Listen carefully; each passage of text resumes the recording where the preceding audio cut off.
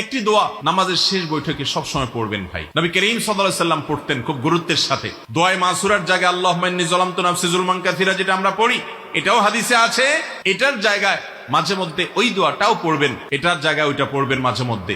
নবী সাল্লাল্লাহু আলাইহি ওয়াসাল্লাম পড়তেন, আমি অনেক সময় শয়তানের ধোকায় পড়ে আল্লাহকে নিয়ে খুব বেশি চিন্তা হয়, এবং প্রিয় নবীজির হাদিস শোনার পরও নবীজিকে নিয়েও শয়তান মাঝে মধ্যে বাজে চিন্তা ঢুকিয়ে দেয়। এতে কি আমার ঈমান চলে গেছে? এগুলো মনের মধ্যে আসার কারণে আমি মনে করেছিলাম আমার ঈমান নষ্ট হয়ে গেছে। তারপর আমি নিজে নিজে আবার কালিমা পড়েছি। এতে কি আমি ঠিক করেছি? দয়া করে একটু বলবেন। ভাইরা আমার, এই ব্যাধিটা এত ব্যাপক আকার ধারণ করেছে, আমাদের অনেক ভাই বোন আছেন যারা এই একই প্রশ্ন আমাদের কাছে করেন যে তাদের মনে আল্লাহকে নিয়ে বাজে চিন্তা আসে, আল্লাহ সম্পর্কে নোংরা চিন্তা ভাবনা আসে, নবী সাল্লাল্লাহু আলাইহি ওয়াসাল্লাম সম্পর্কে বাজে চিন্তা আসে।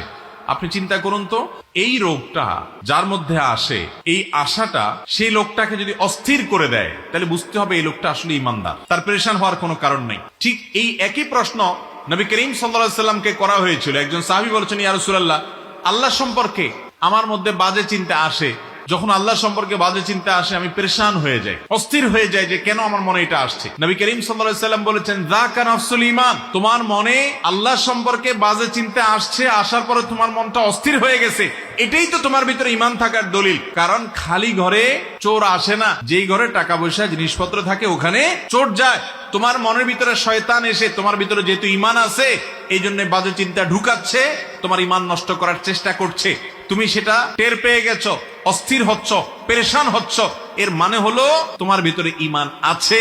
এটা ঈমান থাকার প্রমাণ। তোমার টেনশনের কারণ নাই, বরং আল্লাহ শুকর আদায় করবা, আর এটাকে একেবারেই আমলে নিবা না। এরকম ইচ্ছার বাইরে মনে বাজে চিন্তা শয়তান ঢুকিয়ে দিচ্ছে, এর কারণে আপনার ঈমানের ক্ষতি হবে না, এর কারণে আপনি বেঈমান হবেন না, বরং এরকম পরিস্থিতি আসলে কয়েকটা কাজ করবেন। নাম্বার 1, এটাকে একদম আমলে নিবেন না। নাম্বার 2, খুশি হবেন যে আমার ভিতরে ঈমান আছে, এজন্য শয়তান আমাকে খোঁচাচ্ছে। কোন অমুসলিম, কোন ভিন্ন ধর্মের অনুসারী কিংবা কোন নাস্তিক জীবনে এই কথা বলবে না যে তার মনে এরকম হঠাৎ হঠাৎ বাজে চিন্তা আসে, কারণ ওর ভিতরে তো ঈমানই নেই। শয়তান তার কাছ থেকে ঈমান ছিনিয়ে নেওয়ার চেষ্টাই করবে না। শয়তানকে আমরা দেখি না, গোটা কোরআন জুড়ে সবচেয়ে বেশি সাবধান করা হয়েছে আমাদেরকে শয়তানের ব্যাপারে। আদুউন মুবিন, আল্লাহ তাআলা বলেছেন, সেই শয়তান সম্পর্কে আমাদের ধারণাই নেই, আমরা জানি না। আমাদের রগে রগে সে ঢুকতে পারে। ইন্নাশ শায়তানা ইয়াজরি আহাদাকুম মাজরাদ দাম, আমাদের রক্ত প্রবাহের সাথে মিশে যেতে পারে, আমাদের উপরে প্রভাব বিস্তার করে, বাজে জল্পনা কল্পনা তৈরি করে, খারাপ পথে নেওয়ার জন্য আমাদের মনের ভিতরে প্রভাব সৃষ্টি করে শয়তানে।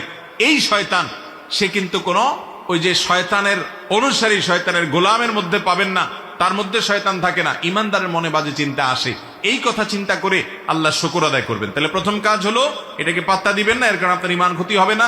দ্বিতীয় কাজ হলো আল্লাহ শুকর আদায় করবেন, আমার মধ্যে ঈমান আছে দেখেই আমার মধ্যে এগুলো আসছে, নবীজি বলেছেন সেটা।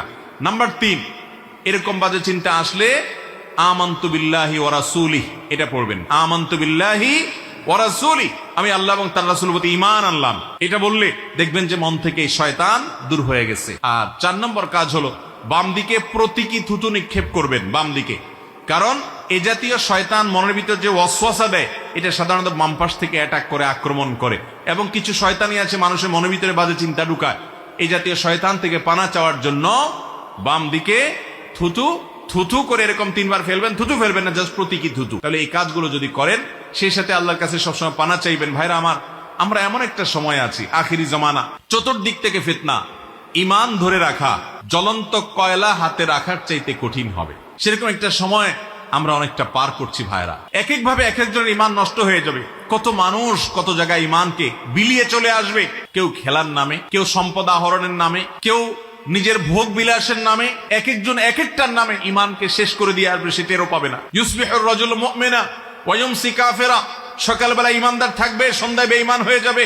আও ইউমসি মুমিনা ওয়া ইউসবিহু কাফিরা, সন্ধ্যায় ঈমানদার থাকবে, সকালে বেঈমান হয়ে যাবে, টেরও পাবে না। কচুর পাতার পানির মতো হয়ে যাবে ঈমান। জ্বলন্ত কয়লা রাখা যত কষ্টের হবে, ঈমানের উপরে টিকা তত কঠিন হবে। এরকম জটিল একটা পরিস্থিতির মধ্যে আমরা আছি। আমাদের ছেলে মেয়েরা, তাদের জন্য ভবিষ্যৎটা আরো কঠিন হয়তো হবে। তো এই জন্য আল্লাহর কাছে ভাই চোখের পানি ফেলে পানা চাইতে হবে, আল্লাহ আপনি আমাকে হেফাজত করেন। একটি দোয়া নামাজের শেষ বৈঠকে সবসময় পড়বেন ভাই। নবী করিম সাল্লাল্লাহু আলাইহি ওয়াসাল্লাম পড়তেন খুব গুরুত্বের সাথে। দোয়ায়ে মাসুরার জায়গায় আল্লাহুম্মা ইন্নী যালামতু নাফসি যুলমান কাসীরা যেটা আমরা পড়ি, এটাও হাদিসে আছে। এটার জায়গায় মাঝে মধ্যে ওই দোয়াটাও পড়বেন, এটার জায়গায় ওইটা পড়বেন মাঝে মধ্যে। নবী সাল্লাল্লাহু আলাইহি ওয়াসাল্লাম পড়তেন, আল্লাহুম্মা ইন্নী আউযু বিকা মিন আযাবি জাহান্নাম ওয়া মিন আযাবিল কবর ওয়া আউযু বিকা মিন ফিতনাতিল মাহইয়া ওয়াল মামাত ওয়া আউযু বিকা মিন শাররি ফিতনাতিল মাসীহিদ দাজ্জাল। চারটা জিনিস থেকে নবী সাল্লাল্লাহু আলাইহি ওয়াসাল্লাম পানা চাইতেন। জাহান্নাম থেকে পানা চাইতেন, কবরের আযাব থেকে পানা চাইতেন, জীবন এবং মরণের ফিতনা থেকে। দুনিয়াতে যত রকমের ফিতনা আছে, এই যে মনের ভিতরে বাজে চিন্তা ঢুকাচ্ছে শয়তান, একটা ফিতনা, এই ফিতনা থেকে পানা চাইতেন। অনেকে অনেক কিছুর নামে ঈমান হারা হয়ে যাবে, সেটারও পাবে না।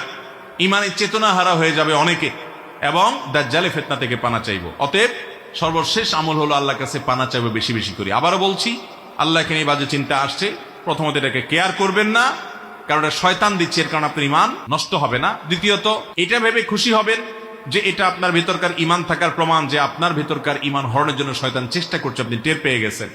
নবী সাল্লাল্লাহু আলাইহি সাল্লাম এর হাদিস অনুযায়ী যাকা নফসুল ঈমান, এটাই ঈমানের আলামত। অতএব আপনি এটা ভেবে খুশি হবেন, দেখবেন শয়তান দৌড়ের উপরে থাকবে। নাম্বার 3, এরকম জল্পনা কল্পনা আসলে আমানতু বিল্লাহি ওয়া রাসূলি পড়ে ঈমানকে নবায়ন করে ফেলবেন সাথে সাথে। নাম্বার 4, বাম দিকে থুতু প্রতীকী দিকে নিক্ষেপ করবেন। আর 5 নম্বর হলো আল্লাহর কাছে পানা চাইবেন। আল্লাহ তাআলা আমাদেরকে আখিরি জামানার বহুবিধ ফিতনার মধ্যে আমাদের ঈমানগুলোকে হেফাজত করার তৌফিক দান করুন।